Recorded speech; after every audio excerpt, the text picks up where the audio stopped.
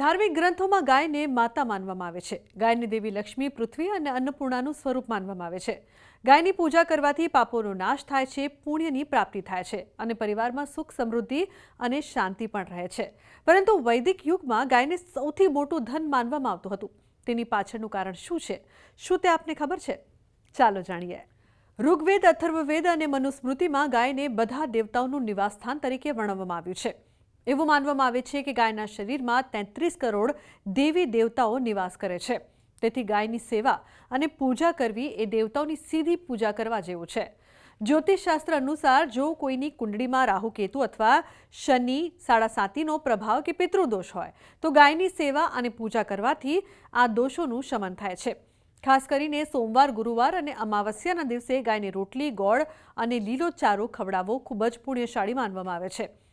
વૈદિક યુગમાં ગાયોને સૌથી મોટું ધન માનવામાં આવતું। તે સમયે ગાય વિનિમયનું મુખ્ય માધ્યમ હતી, જે ચલણ તરીકે સેવા આપતી હતી। વ્યક્તિની જે સંપત્તિ તેની માલિકીની ગાયોની સંખ્યા દ્વારા નક્કી કરવામાં આવતી હતી।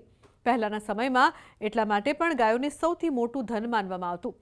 ગાયો જીવન માટે જરૂરી દૂધ, દહીં, ઘી પણ પૂરું પાડતી હોય છે। ગાયના વાછરડા મોટા થઈને બળદ બનતા હોય છે, તેમજ ખેતરો ખેડવામાં, કૃષિ કાર્યો કરવામાં મદદ પણ કરતા હોય છે।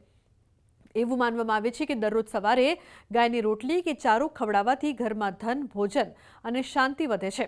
ઉપરાંત ગૌ સેવા કરનાર વ્યક્તિને વિષ્ણુ અને શિવ બંનેના આશીર્વાદ મળે છે। ગાય માતા, આપણે જેને માતા કહીએ છીએ, ગૌ માતા એ વૈદિક યુગથી લઈ અને જેને કહેવાય કે સનાતન સંસ્કૃતિની અંદર એનું વિશેષ મહત્વ બતાવ્યું છે। જ્યારે એ યુગ હતો ત્યારે સૌથી વધારે સંપત્તિ કેવી રીતે ખબર પડતી? તો જેના ઘરે વધારે ગાય હોય। ગાયનું દૂધ, ગાયનું ઘી, ગાયનું દહીં, આ સર્વ આપણને ખાવા થકી પૌષ્ટિક આહાર આપણને પૂરો પાડે છે।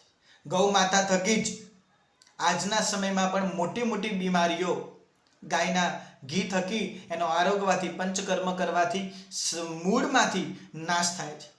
ગાયની અંદર કહેવાય છે કે બ્રહ્મા, વિષ્ણુ અને મહેશનો વાસ છે અને ગૌ માતા એનો અત્યારે ક્યાંક ને ક્યાંક આપણે એનાથી દૂર થઈ રહ્યા છે, તો એનો હેતુ એ પણ છે કે જો ગાય દૂર થશે તો અવશ્ય ભારતની અંદર પણ વિશેષ મોટી મોટી બીમારીઓ, મોટી મોટી તકલીફો આવશે।